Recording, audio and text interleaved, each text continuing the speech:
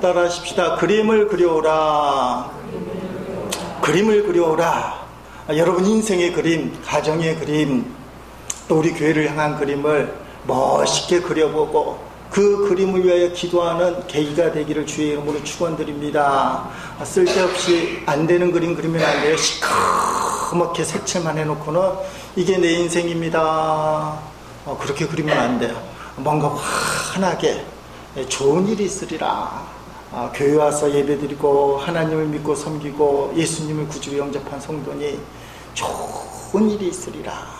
어떤 환난과 핍박이 와도 나에게 좋은 일이 있으리라. 그런 그림, 긍정적인 그림, 빛이 환하게 비추는 그런 그림. 성경에 보면 야베스라는 사람이 나옵니다. 한국 성도들이 무척이나 좋아하는 사람입니다. 이 사람 역대하 9장에만 나오는 신비로운 사람입니다. 베일에 쌓여 있어요. 성경에 여러 사람들이 여러 곳에 이름이 기록되어 있지만 야베스라는 사람은 유독 역대하에만 기록된 사람입니다. 여러분, 이 성경은 특별히 개역 성경으로 읽어야 제맛이 납니다. 한번 개역 성경으로 같이 읽어보겠습니다. 자, 주께서 내게 복을 더하사 나의 지경을 넓히시고 주의 손으로 나를 도우사 나로 환난을 벗어나 근심이 없게 하옵소서. 아멘. 이게 개역 성경이에요. 근데 우리가 갖고 있는 개정 성경, 아까 읽은 성경 본문을 읽어보면 주께서 내게 복을 주시려거든 좀 성이 안 찬하죠. 주시려면 복에 복을 더하사. 그런데 개정 성경에는 복을 주시려거든 하나님이 주시고 싶으면 주시고 말려면 마시고 뭐 그런 의미가 있어요. 그래서 개역 성경을 좋아합니다. 복에 복을 더하사. 개정 성경 지역을 넓히시고, 이게 너무 정확하게 설명이 되니까 오히려 좀 신비로운 게 반감이 돼요. 지경을 넓혀주시고, 개정 성경, 개역 성경 나머지는 같습니다. 주의 손으로 나를 도우사 나로 환난을 벗어나 내게 근심이 없게 하옵소서. 아멘. 야베스가 이런 기도를 했어요. 한때 한국의 야베스의 기도라는 책이 크게 히트를 친 적이 있고, 우리 교회에서 신방할 때 야베스 기도문, 그리고 뒤에는 야베스의 기도 그 노래 찬양 가사를 해서 코팅해서 나눠준 적도 있습니다. 왜 이 야베스가 그렇게 중요한가? 왜 이 야베스가 우리에게 큰 희망이 되고 위로가 되는가? 야베스가 상황이 좋지 않았어요. 그는 태어날 때부터 불행한 사람으로 태어났습니다. 어머니마저 인생을 포기한 사람이다. 좀 가슴이 먹먹하잖아요. 요새는 세상이 하도 어수선해서 자식을 죽이는 부모도 있긴 하지만 그건 말도 안 되는 소리잖아요. 엄마가 태어난 아기를 보고 포기할 정도의 인생은 좀 불행할 수 있어요. 쉬운 성경으로 보면 역대상 4장 9절 10절에 이렇게 표현되어 있습니다. 야베스라는 사람이 있었는데 그는 다른 형제들보다 더 존경을 받았습니다. 나중에 그렇게 됐다는 거예요. 야베스의 어머니는 그 고통 중에 아들을 낳았다는 뜻으로 그의 이름을 야베스라고 지었습니다. 야베스가 이스라엘 하나님께 기도드렸습니다. 나에게 복을 주십시오. 나에게 땅을 더 많이 주십시오. 나와 함께 계셔 주시고 아무도 나를 해치지 못하게 해주십시오. 내가 누구한테도 고통을 당하지 않게 해주십시오. 하나님께서는 야베스 기도를 들어주셨습니다. 아멘. 천마디는 야베스라는 사람이 있었는데 그는 다른 형제들보다 다른 사람들보다 더 존경을 받았습니다. 결론부터 시작돼요. 근데 그의 출생이 어머니가 아기를 낳고 보니까 너무 고통스럽게 나왔어. 산모의 고통이 크다는 것도 있지만 태어난 아기가 어떤 면에서는 정상이 아닐 수도 있어요. 미숙아일 수도 있고 장애 아이일 수도 있어요. 산모의 고통으로 애를 낳았으면 다른 애들보다 더 심하게 고통을 낳았다고 하지만 아기 이름을 고통 속에 낳았다라고 지을 까닭은 없잖아요. 근데 아기 자체가 평생을 고통 속에 살아야 될 것을 딱 보고는 엄마는 아기를 포기합니다. 오히려 반작용으로 더 긍정적인 이름, 꿈의 이름을 심어줄 수도 있을 것 같은데 이 엄마는 그 아기를 보는 순간 절망에 푹 빠져갖고 자기도 모르게 야베스, 아니 이름을 그렇게 짓고 말았어. 야베스. 참 엄마도 못 줘요. 야베스는 이게 평생의 이름이 되는 겁니다. 야베스라는 이름의 문자적인 뜻은 고통, 문제, 상처예요. 우리말로 하면 야 야베스라는 게 뭐예요? 야 고통, 야 문제, 야 상처. 이름을 부를 때마다 너는 평생의 고통이야, 너는 평생의 문제거리야, 너는 평생의 상처거리야. 근데 야베스가 그 운명에 굴하지 않았어. 야베스는 하나님을 믿었어요. 성경의 이 짧은 구절 속에 야베스가 어떻게 구체적인 방법으로 하나님의 복을 받았는지는 설명이 안 돼요. 그가 뭐 장사를 했다든지, 그럼에도 불구하고 그가 정치에 뛰어들었다든지 그런 게 없어요. 근데 성경은 딱 부러지게 한 가지를 얘기합니다. 야베스가 하나님 앞에 기도했다. 어떻게 기도했습니까? 하나님, 주께서 내게 복에 복을 더하여 주시고 나의 지경을 넓혀 주시고 주의 손으로 나를 도우사 나로 하여금 환난과 근심을 벗어나게 하옵소서. 나는 할 수 없으니 하나님이 나를 도와주셔야 됩니다. 어머니조차도 저주할 수밖에 없는 불행한 인생이 축복의 꿈을 붙들고 그 꿈의 성취를 마음속에 두고 하나님 앞에 간절히 기도했다는 거예요. 하나님이 그 기도를 들어주셨더라. 태어날 때부터 불행을 갖고 태어난 야베스가, 어머니조차도 포기했던 그 야베스가 하나님 앞에 야베스의 기도를 드리고는 형제들보다 사람들보다 더 존귀한 자로 우뚝 세움받았다. 그래서 야베스를 좋아하는 거예요. 사랑하는 성도 여러분, 히브리서 기자는 이런 야베스의 신앙을 이렇게 표현합니다. 쉬운 성경으로 보면 히브리서 11장 1절 말씀이죠. 믿음은 우리가 바라는 것들에 대해서 확신하는 것입니다. 또한 보이지는 않지만 그것이 사실임을 아는 것입니다. 아멘. 믿음은 바라는 것들의 실상이요 보지 못하는 것들의 증거다. 바라봄의 법칙이에요. 무엇을 바라보느냐? 야베스는 불행을 바라볼 수 없도록, 불행을 바라볼 수밖에 없도록 어머니까지 저주해서 야베스라고 이름을 줬지만 그 운명을 거절했어요. 거부했어요. 그는 하나님의 축복을 바라본 거예요. 기도함으로 하나님만 바라본 거예요. 그리고 그 기도를 마음속에 그렸고 그것을 증거로 삼아 하나님 앞에 나간 거예요. 근데 그것이 현실이 되었다. 여러분, 예배 전에 우리 찬양단이 찬양을 했어요. 할 수 있다 해보자, 하면 된다. 야베스가 날마다 그 찬양을 했는지 몰라요. 할 수 있다 하면 된다 해보자. 태어날 때부터 어머니까지 포기했다면 아마 전 세계가 포기했던 인물인데 그 찬양과 그 기도를 했을 거예요. 할 수 있다 해보자, 하면 된다. 근데 우리 하나님이 그런 몸부림을 기뻐하셨어요. 그리고 그 몸부림대로 바라봄의 법칙을 붙들고 기도하는 야베스에게 축복해 주셨어요. 무엇을 바라보느냐? 주님을 바라봐야 돼요. 주님은 우리를 바뀔 수 있어요. 요한복음 2장에 그 유명한 예수님의 첫 번째 기적이 나옵니다. 물이 바뀌어서 뭐가 되죠? 포도주가 돼요. 포도주. 갑자기 입맛이 싹 도는 분들도 계신데 포도주는 심장병에 좋다고 하니까 괜찮을 것 같아요. 그런데 예수님하고 어머니 마리아가 친척 집에 결혼식에 갔습니다. 한참 흥이 나는데 이스라엘에게서는 제일 중요한 잔치 음식이 포도주인데 그게 그만 떨어졌어요. 근데 어머니가 그 문제를 예수님에게 갖다 주는 거, 이게 말이 돼요? 예수님은 구경 온 사람이에요. 아들이에요. 근데 예수님 보고 이 문제 좀 해결해 봐라. 그 어머니의 요청이 예수님의 첫 번째 반응은 거절입니다. 이 잔치와 내가 무슨 상관이 있습니까? 아직은 내 때가 아닙니다. 근데 어머니가 예수님을 끝까지 바라봐요. 하인들에게 뭐라고 얘기합니까? 예수님이 무슨 말씀을 하시든지 그대로 하라. 엄마는 포기하지 않았어요. 하인들이 뻘쭉뻘쭉하면서 예수님 앞에 서는 거예요.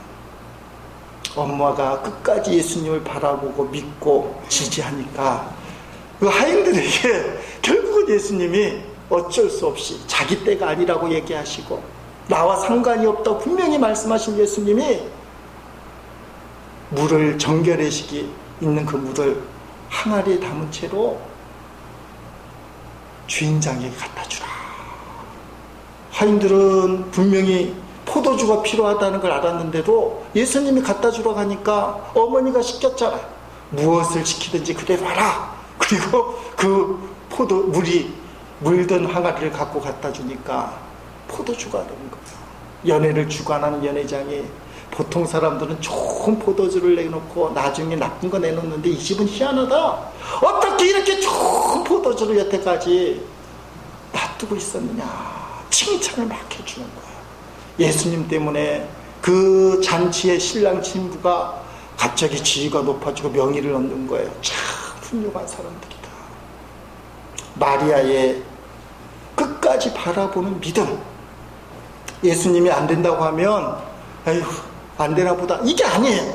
예수님이 안 된다고 얘기하지만 속마음으로는 한 번 더 해봐 그러는 거예요. 그래도 마리아가 그대로 했어요. 성경에 그런 게 많이 있어요. 안 된다고 얘기하지만 해주세요 하면 하나님이 들어주셔요.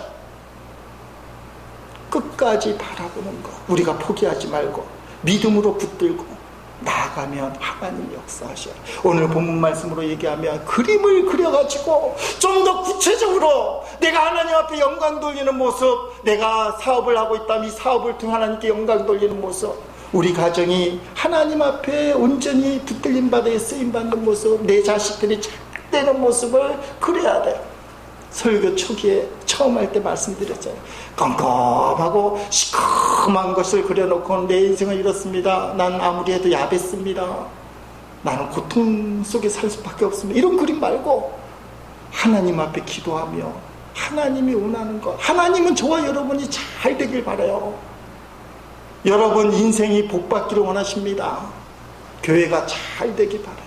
따라합시다. 하나님은 나를 축복하신다. 그 축복의 그림을 그리는 거야. 축복의 그림. 나를 축복하는 그림, 우리 가정을 축복하는 그림, 내 사업을 축복하는 그림, 내 직장 생활을 하나님이 축복하는 그림, 교회를 축복하는 그림을 그리고 기도해야 돼. 구체적으로. 자폐아를 둔 어머니가 있었습니다. 이 엄마가 자폐아 아들을 이렇게 묘사를 했습니다. 세상에 갇힌 새처럼 자기만의 세계에 빠져 세상과 소통을 거부하는 아이, 다른 아이들과 어울리지 못하고 혼자서만 떠도는 아이, 마땅한 약도 특별한 치료법도 없이 평생을 그렇게 살아야 하는 아이, 놀이터에서 노는 것 보면 모래를 자기 눈에 비벼대고 깨진 유리 조각을 자기 얼굴에 뿌려대는 아이. 얘 이름은 나중에 한번 물어볼 텐데 이 엄마는 그래도 이 자폐아이를 야베스라고 짓지는 않았어요. 처음에는 몰랐답니다. 36개월까지인가는. 근데 지나고 나니까 좀 이상한 거예요. 자폐아라는 것을 알았어요. 11층 아파트에 살았는데 어느 날은 이 아이하고 엄마하고 베란다에서 떨어질 생각을 했어요. 근데 그림이 그때 그려지더랍니다. 자기랑 아이가 떨어져서 사람들이 물려오고 앰뷸런스가 오고 경찰에 오고 웅성웅성 되는 그림이 그려질 정도로 죽고 싶은 생각이 드는 사람이었어요. 이웃 사람들의 전도로 교회를 나갔습니다. 이분은 나중에 집사님이 되셨는데 그때 예배드리는 첫 장면이 그렇게 묘사해요.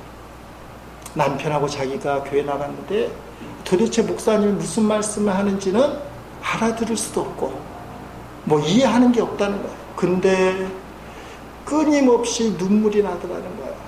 첫 번째 예배 시간이 눈물의 시간이었다는 거죠. 예수님을 구주로 영접하고 신앙생활을 하게 되었습니다. 그러던 어느 주일날 목사님이 바라봄의 법칙, 이 설교를 하더라는 거예요. 바라봄의 법칙. 바라보는 대로 된다. 당신이 하고 싶은 것을 그림 속에 그려라. 그 그림을 붙들고 기도하라. 하나님은 그것을 현실화시켜 주신다. 히브리서 11장 1절 말씀. 믿음 받는 것들의 실상이요 보지 못하는 것들의 증거다. 이 어머니가 집에 돌아와서 그림 2장을 그립니다. 첫 번째 그림은 온 가족이 함께 모여 식사를 하는 모습. 뭐가 대단한 거냐? 살아오면서 그런 일이 없었다는 거예요. 온 가족이 함께 모여서 식사를 하는 모습이 없었어요. 두 번째 그림은 자폐아 걸린 자기 아들이 교실에 앉아 있어서 선생님의 이야기를 들으면서 그의 인생을 구상하는 그런 모습을 그림으로 그렸어요. 교실에 앉아 있는 자기 아이가 말씀을 들으면서 글로는 막 쓰는 그런 그림. 이 그림을 거실 중앙에다가 탁 붙여놓고 기도를 시작한 것입니다. 제 아이가 이렇게 되게 해주십시오. 더 이상 이 아이의 과거를 바라보지 않겠습니다. 제 아이가 짐이 되는 존재가 아니라 축복이 되는 존재로 살게 하여 주십시오. 이제 이 아이의 미래를 감사함으로 바라보며 다만 저를 축복하며 섬기겠습니다. 어머니가 이렇게 마음을 돌렸어요. 이 아이가 누군지 아십니까? 웬만한 사람들은 다 아시는 그런 이야기. 2005년 9월 체코에서 열린 세계 장애인 수영 선수대회, 수영대회에서 세계 신기록을 세운 19살짜리의 이야기입니다. 오래돼서 11년 전 일이라 잘 생각이 나지 않지만 누구 같아요? 김진호라는 아이예요. 지금 어머니하고 부산인가 어디서 커피숍 한다고 이제 기사에 났는데 김진호가 그렇게 태어났다. 그렇게 하나님께서 역사하셨다는 거예요. 어머니가 자폐아 걸린 아이를 갖고 베란다에서 떨어질 마음은 충분히 이해가 되잖아요. 이 인생이 살아서 뭘 하나. 얘만 보낼 수 없으니 같이 죽자. 근데 신앙이 들어갔어요. 믿음이 들어갔어요. 꿈을 갖기 시작했어요. 얘가 자폐하니까 본인이 꿈을 못 가지니까 엄마가 꿈을 가진 거예요. 그랬더니 수영하는 것을 발견하고 장애인 수영 선수로 세계 신기록을 세울 만큼의 그런 선수가 되었다는 거예요. 여러분, 주어진 환경과 조건에 지금 포기하면 안 돼요. 오늘 본문에 보니까 여호수아가 이스라엘의 모습을 보니까 거의 포기하는 모습이에요. 지금 어떤 상황입니까? 이스라엘이 요단강을 건너서 정복전쟁을 한 5년에서 7년쯤 지난 그런 시기입니다. 그쯤 되니까 정복할 것은 거의 다 정복했어요. 갈렙이 이 산지를 내게 주옵소서 헤브론을 정복했어요. 가장 험난한 곳. 그럼에도 불구하고 쉬운 곳은 다 정복하고 앞으로 정복해야 할 땅은 넓은 거예요. 아직 분배받지 못한 땅이 7지파나 남아있어. 자, 우리가 새벽마다 생명의 삶을 묵상하고 주일날 생명의 삶 본문에 따라서 여호수아를 하니까 이 설교가 좀 강의적으로 들려도 알 건 알아야 돼. 요단강 건너기 전에 요단 동쪽에서 두 지파 반이 땅을 분배받습니다. 그 지파가 누굽니까?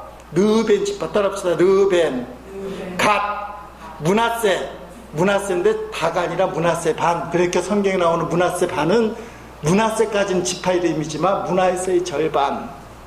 요단을 건넜어요. 요단 동쪽에 들어왔습니다. 두 지파 반은 벌써 땅을 받았어요. 자, 오늘 본문에 땅을 받은 지파 이름이 나옵니다. 그 지파가 누구냐? 5절 말씀에 나와 있어요. 유다 지파, 요셉 지파는 이 문하세 지파랑 에브라임 지파예요. 그러니까 요단강 서쪽에서 요단강을 건너서 동쪽에 들어오니까 그 다음에 첫 번째 유다 지파, 예수님의 족보 지파예요. 그게 중요한 지파죠. 그래서 그 지파를 줬어. 그러니까 이제 땅을 분배받은 지파가 4지파 반. 그 다음에 문하세 반 지파에게 나머지 땅을 줬어요. 5지파. 요셉 지파는 4지파가 12아들이지만 4지파는 하나님이 기업이 되니까 땅을 안 주기로 합의를 했어요. 그래서 요셉의 두 아들에게, 요셉은 한 지파 있지만 요셉의 두 아들에게 하나님의 축복을 크게 받은 집이니까 2지파를 쳐서 주기로 했어요. 이 지파 이름이 누굴까요? 문하세와 에브라임. 문하세는 요단강 동쪽에서도 절반이 받고 넘어와서 절반이 문하세. 요셉의 아들이에요. 그 다음에 에브라임에게 땅을 분배를 했어요. 그러니까 5지파가 땅을 분배받게 된 거예요. 그게 오늘 본문의 6절에 설명이 나와 있는 겁니다. 그런데 앞으로 남은 7지파가 여전히 땅을 못 받았는데, 아니 정복전쟁을 하느라고 얼마나 피곤했는지 몰라요. 그리고 웬만큼 땅을 차지하니까 있는 땅 갖고 나눠 먹어도 될 것 같아요. 아, 이 정도면 됐지, 남은 단증이야, 그런 마음이 이스라엘 백성들에게 들어가기 시작하는 거예요. 우리가 40년 동안 광야 생활도 했는데 이 정도면 괜찮지 않을까. 근데 하나님이요, 가나안 땅 일부만 정복하라고 그랬을까요? 가나안 땅 전체를 정복하라고 그랬을까요? 가나안 땅 전체를 정복하라고 명령하셨어요. 하나님의 약속과 명령은 그대로 이루어져야 되는데 이스라엘 백성이 그것을 변형시키려고 하는 거예요. 이 정도면 됐지. 여기서 위기감을 여호수아가 느끼는 겁니다. 잘못하다간 하나님의 약속을 이룰 수 없겠구나. 여러분, 영적으로 민감한 사람은 환경과 형편을 보지 않고 하나님의 마음을 읽어요. 잘 되는데 이거 안 된다는 거예요. 하나님의 마음 이러면 안 된다는 거예요. 안 되는데, 너무 힘든데 하나님의 마음이 잘 된다는 거예요. 개인의 인생사나 여러분 가정을 보거나 때로는 교회를 볼 때 잘 되는데 하나님이 가슴 아파요. 차라리 안 되고 망하는 게 너에게 복이 될 텐데. 근데 지금 안 돼요. 안 돼서 정신을 번쩍 차리고 있어. 하나님이 오히려 그것을 기뻐할 때가 있어요. 지금은 거꾸로예요. 정복전쟁이 잘 됩니다. 헤브론의 그 험악한 곳을 갈렙이 유다 지파가 가서 정복을 했어요. 잘 되고 있어요. 근데 이스라엘 마음속에 현실 속에 머무는 그런 마음이 생겼어요. 이 정도면 됐지. 여호수아는 하나님이 그것을 상당히 싫어하는 걸 느꼈어요. 이래서는 안 되겠다.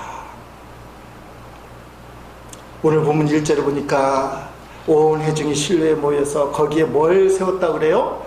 회막을 세웠다. 따라합시다. 회막을 세웠다. 회막을 뭐하러 세웠겠어요?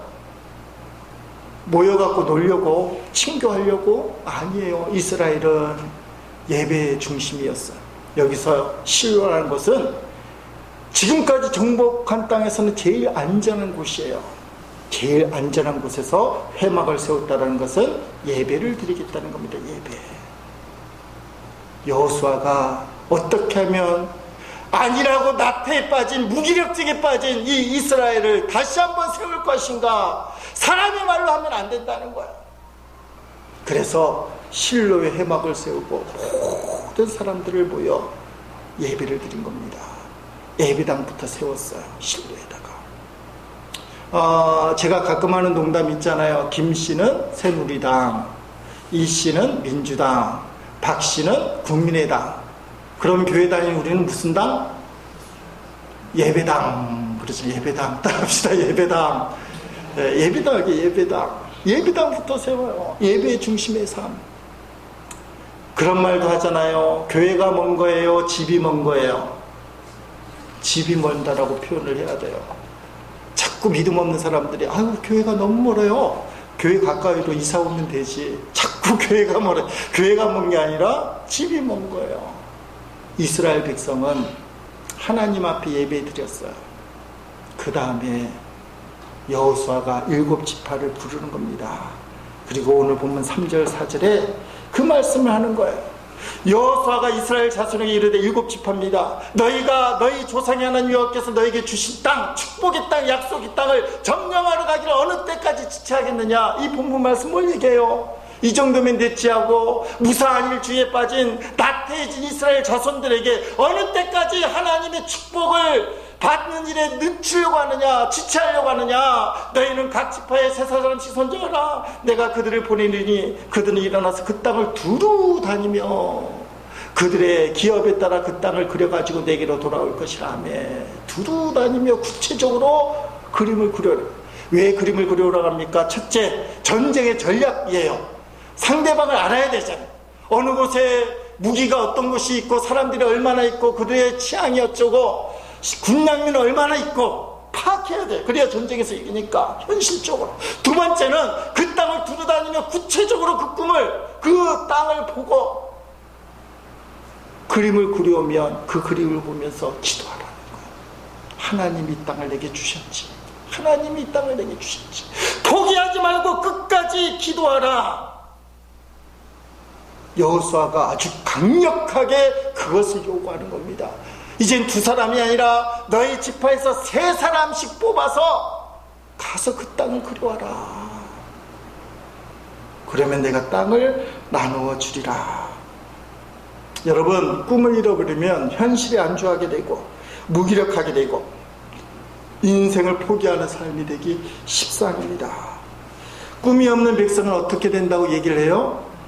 망한다 그래요. 꿈이 없는 백성은 망한다. 성경에 그런 구절은 없어요. 꿈이 없는 백성은 망한다라는 구절은 없지만 성경 곳곳에 나와 있는 가르침이 꿈이 없는 백성은 망한다. 살다 보니까 우리가 꿈을 많이 놓쳐버린 것 같아요. 꿈을 잃어버린 것 같아요. 세상에 찢기고 또 장애물에 현실에 딱 가로막혀서 꿈이 깨져버리고, 특별히 우리 대학 입시를 앞둔 우리 수험생들, 꿈은 이런데 현실적으로 못 들어가고. 근데 말입니다, 꿈을 잃으면 인생의 의미를 잃게 되고, 인생의 의미를 잃게 되면 행복을 잃어버리게 돼요. 여러분, 오늘 꼭 꿈을 다시 그려보시기를 주의 이름으로 축원드립니다. 말도 안 되는 내가 목성에 가는 게 꿈이다 이런 거 말고 현실적으로 기도하면서 하나님이 주신 꿈. 유태인 출신으로서 세계적으로 유명한 빅터 플랭크라는 심리학자가 있습니다. 이 사람은 이 독일의 강제 수용소 아우슈비츠, 유태인이니까 그곳에 끌려갔어요. 수많은 사람이 죽는 것을 보고 본인은 살아났어요. 그때 이 사람이 쓴 유명한 책이 죽음의 수용소입니다. 이야기를 많이 들었을 거예요. 죽음의 수용소. 37세인가에 끌려가서 수많은 유태인들이 그 죽음의 수용소에 내려가면 첫 번째 사람들을 오른쪽 왼쪽으로 분류한다는 거예요. 피터 플랭크는 오른쪽에 서게 됐대요. 오른쪽에. 근데 왼쪽에 있는 사람들이 다 어디론가 갔어요. 이렇게 물어봤답니다. 이쪽에 있던 사람들은 도대체 어디 갔어요? 그랬더니 한 사람이 굴뚝에 연기가 나는 걸 가르쳐주는 거예요. 저기 있다. 오자마자 약한 사람들, 쓸모없는 사람들은 다 아우슈비츠 화장터에 죽여버린 거예요. 피터 플랭크가 죽음의 수용소에서 여러 가지 얘기를 하는데, 꿈을 붙잡고 꿈을 붙든 사람들은 어쨌든 살아나지만 어느 순간에 꿈을 놓쳐버린 사람들은 쉽게 죽더라. 그걸 발견했어요. 이런 이야기입니다. 성탄절을 한 달, 두 달 앞두고 소문이 돌기 시작하는데, 이번 성탄절에는 연합군이 이겨서 나치가 망할 것이다. 우리 수용소가 해방이 될 것이다. 이 소문이 도니까 그 수용소에 수용된 유태인들의 자연치사율, 죽는 확률이 엄청나게 떨어지더라고요. 웬만하면 안 죽어요. 생각해보세요. 죽음을 앞둔 그 공포, 두려움 속에서 정상인도 아마 병들어 죽을 수밖에 없는 형편인데, 근데 이 희망이 있을 때는 안 죽는 거예요, 사람들이. 근데 성탄절이 닥쳤는데도 나치가 그대로 건재한 것을 눈으로 봤어요. 근데 바로 다음 날부터 유태인의 치사율이 높아지기 시작하는 거예요. 성탄절까지 한 명, 두 명 죽던 게 다음 날 꿈이 꺾어진 걸 느꼈을 때 수십 명이 갑자기 죽어가기 시작하는 거예요. 죽음의 수용소 서문을 이렇게 기록합니다. 꿈은 그 꿈을 꾸는 사람의 것이며 꿈은 삶의 이유고 생존의 영양소이다. 살아야 할 이유를 알고 있는 사람, 즉 꿈을 갖고 있는 사람은 어떤 시련과 고통이 온다 해도 견딜 수 있다. 이 꿈을 붙들면 현실을 느낄 수 있어요. 여러분, 여러분의 꿈을 꼭 붙들기를 주의 이름으로 축원드립니다. 우리에게 주신 꿈, 하나님이 주신 꿈은 내가 포기할 수 없어요. 저는 우리 교회가 해야 할 일이 있다고 생각합니다. 어떻게 보면 지금 어렵고 힘들지만 그 꿈은 저에게 주신 꿈이에요. 교회를 개척하고 얼마 되지 않아서 경운산 수인사가 있는 그 산입니다. 그 등산로를 오를 때 경운산 등산로는 가팔라요. 비탈진 그 가파른 등산로를 오를 때 어느 순간에 뒤를 돌아보니까 내동이 환하게 비치는데, 기가 막힌 건 구름이 잔뜩 껴있는데 내동만 환하게 비치는 모습. 그런 거 보신 적 있으세요? 구름이 잔뜩 껴있는데 그 내가 귀중하게 생각하는 그것만 환하게 비치는 그런 모습. 그때 저에게 들리는 찬양이 이 산지를 내게 주소서. 그 찬양이 들리는 거예요. 그리고는 내려와서는 그 찬양에다가 개사를 하고 이름을 김해제일감리교회가, 여러분 우리 교회에 김해제일감리교회가 있습니다. 교회 창립일 때 이번에는 안 불렀지만 잘 부르는 거예요. 그 찬양이 찬양집 앞에 있어요. 찬양집 앞에 김해제일감리교회가 있는 찬양집도 있고 없는 찬양집도 있고, 김해제일감리교회가 이 산지를 내게 주소서 곡에 붙여 계산 한번 우리 불러보겠습니다. 주님이 주신 김에로 한번 불러봅니다.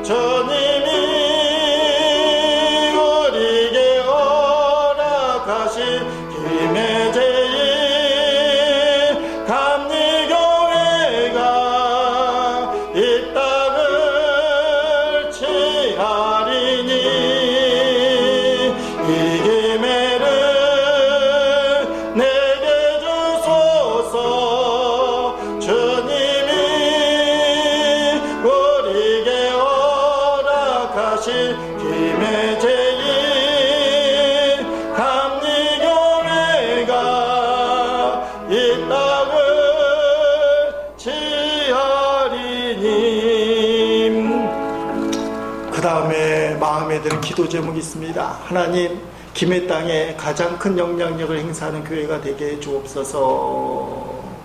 우리가 스스로 웃으면 안 돼요. 우리가 이 모양인데 김해 땅에서 가장 큰 영향력을 행사하는 교회가 될 수 있겠느냐? 될 수 있습니다. 아멘. 여러분, 중보기도 제목 매주 발행이 되는데 오늘은 교회 6가지 방향을 위하여가 첫 번째 나와요. 1번이 뭐죠? 1번, 우리 교회가 김해 지역에 큰 영향력을 행사하게 해줘서 가장자로 빠뜨렸어. 조금 뻘쭉하니까 우리 교회가 김해 땅에 가장 가로로 딱 치고 큰 영향력을 행사하게 없어서 가장 큰 교회를 꿈꾸는 게 아니에요. 사람이 제일 많이 모이는 교회를 꿈꾸는 것이 아니라 말씀에 분명히 서서 제자 훈련된 성도들이 영향력을 가장 크게 행사하는 교회. 비록 작을지 모르지만 김해 땅에 가장 큰 영향력을 행사하는 교회. 여러분, 이 꿈을 우리가 놓칠 수 없어요. 이 꿈을 붙들고 기도해야 됩니다. 여러분, 하나님의 꿈을 이루는 게 쉽겠습니까? 쉽지 않아요. 이스라엘 백성이 그걸 알기 때문에 내려놓으려 한 겁니다. 근데 여호수아가 그림을 그려와라. 포기할 수 없다. 포기하는 건 하나님의 뜻이 아니다. 불순종이다. 하나님은 가나안 땅 전체를 주신 것이다. 너희 7지파는 어떻게 하려고 하는? 가서 그림을 그려오라. 다시 한번 꿈을 회복하고 믿음으로 전진하자. 오늘 주님 우리에게 말씀하시는 거예요. 우리 교회 주신 꿈, 여러분 개인의 꿈, 가정의 꿈, 자녀를 향한 꿈, 직장과 사업을 위한 하나님이 주신 꿈, 산오라고 내려놓고 포기하고 절망해서 깨져버린, 산산이 깨져버린 그 꿈, 다시 한번 그림을 그려보라. 이찬수 목사님, 친구 목사님 이야기입니다. 이찬수 목사님이 설교 중에도 아마 하셨을 텐데 설교 책을 보다가 인용하는 이야기입니다.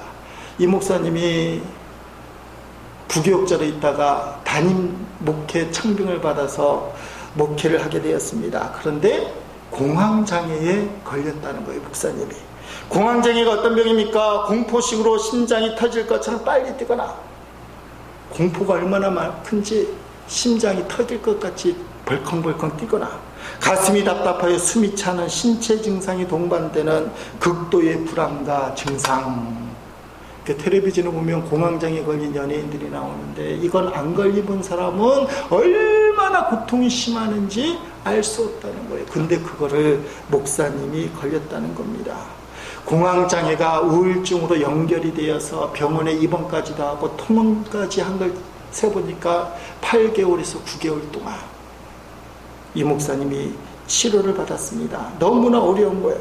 그래서 왜 이런 병이 내게 걸렸는지 목사님이 자기 자신을 점검해 보니까 자기 자신이 사람들에게 뜻하지 않는 공격을 당했기 때문에, 이 목사님이 부교육자를 했을 땐 참 탁월한 목사님이었다고, 설교도 잘하고 목회도 잘하고 담임 목사님도 칭찬하고 동료들도 칭찬하고 성도들도 사랑하고 인정해주고 섬겨주는, 한 번도 꾸중이나 욕을 들어보지 못한 그런 목사님이었다는 것입니다. 그런데 이 목사님이 담임 목회를 하고 되니까 중직자 중에 일부가 목사님을 인정하지 않고 견제를 하더니 어떤 때는 노골적으로 불만을 터뜨리는데, 그게 마음의 부담이 되고 쌓이다 보니까 몹쓸 병으로, 공황장애로 자기에게 다가온 것을 느꼈어요. 아니, 어떻게 보면 목회가 사람 만나니까 반대하는 사람이 당연히 있는데, 이 목사님은 한 번도 경험하지 못한 처음 겪는 일이기 때문에 너무 고통이 심각했어요. 목회가 그런 줄은 알지만 여태까지 그렇게 당한 적이 없다는 거예요. 이 고통스러운 터널을 지나가는 과정에서 목사님이 어떻게 이겨낼 것인가, 시편 말씀을 묵상하면서 이겨나가는, 시편 말씀 위로를 받고 매일같이 묵상을 하면서 공황장애를 극복하려고 했어요. 어느 날인가 시편을 읽는데 갑자기 마음속에서 누가복음을 읽어보라. 그래서 누가복음을 펴서 읽는데 저 말씀이 딱 들어요. 한번 읽어보겠습니다. 누가복음 6장 26절 말씀. 모든 사람이 너희를 칭찬하며 화가 있도다. 그들의 조상들이 거짓 선지자에게 이와 같이 했느니라며. 어떤 사람은 그냥 평범하게 지나갈 수 있는 말씀이니까 어떤 사람에게 이것이 생명을 살리는 말씀이 될 수 있어요. 이 목사님이 이 말씀을 읽을 때 생명의 말씀을 딱 들었어요. 모든 사람이 너희를 칭찬하면 화가 있도다. 여태까지 모든 사람이 칭찬해서 그게 전부인 줄 알았더니 단독 나오니까 노골적으로 자신을 거절하고 거부하는 중직자를 때문에 죽게 생긴 거예요. 근데 성경이 너가 모든 사람한테 칭찬을 들을 뭐가 있어요? 화가 있을 것이다. 이게 주님 말씀이라는 거예요. 이 말씀을 붙들고 생명을 얻기 시작합니다. 자기가 이런 병에 걸린 원인은 자기를 괴롭히는 그 얼마 안 되는 중직들의 그 거절, 배신, 거부감, 노골적인 불만 때문이기도 하지만, 그게 쌓여서 공황장애도 온 것도 사실이지만, 나는 저 사람들 앞에 이런 대우를 받을 목사가 아니야 라는 교만이 자기 속에 있더라는 거예요. 근데 그 교만 때문에 견디다 못해서 공황장애가 생긴 걸 알았어요. 당연히 모든 사람이 나를 칭찬하는 게 아니지.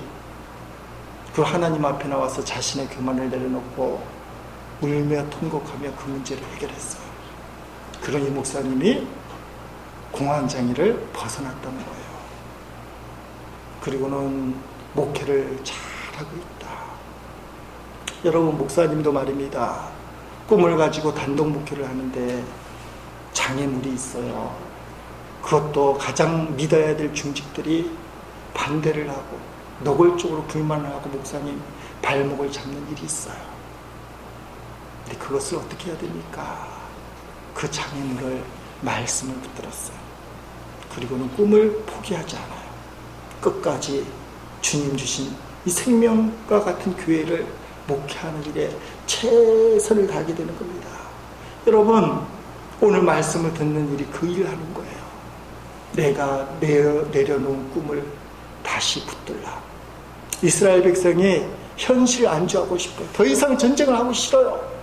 이 정도면 됐지 생각을 했어요. 근데 여호수아는 하나님의 언약을 붙들고 보니까 이 가나안 땅 전체를 정복해야 되는데 여기서 머뭇거리면 안 돼. 주저앉으면 안 돼. 일어나라. 가서 그림을 그려와서 그 그림을 붙들고 다시 한번 구체적으로 기도하고 믿음으로 전진하라. 여러분, 야베스가 했던 기도, 어머니까지 포기했던 불행한 인생, 저주받은 인생이 어떻게 복을 받는 인생이 됩니까? 주께서 내게 복에 복을 더하사 나의 지경을 넓히시고 주의 손으로 나를 도우사 나로 하여금 환난을 벗어나 근심이 없게 하여 주옵소서. 기도가 그림의 시작이에요. 여러분, 이 그림을 그리시기 바랍니다. 내 인생을 향한 그림, 내 자녀를 향한 그림, 우리 가정을 향한 그림, 교회를 향한 그림, 직장과 사업터를 향한 그림. 쓸데없이 어두운 생각들이 들어올 때마다 그걸 꺾어버리시고 환하고 밝은 축복의 그림, 하나님의 주신 꿈을 분명히 그리고 믿음으로 그 꿈을 마음에 새기고 구체적으로 기도하는, 그래서 나중에 지금은 기도 제목이지만 이 기도 제목, 이 그림이 오늘 나중에 우리의 큰 간증거리가 되라. 그런 제 일의 모든 식구들이 되기를 주의 이름으로 축원드립니다.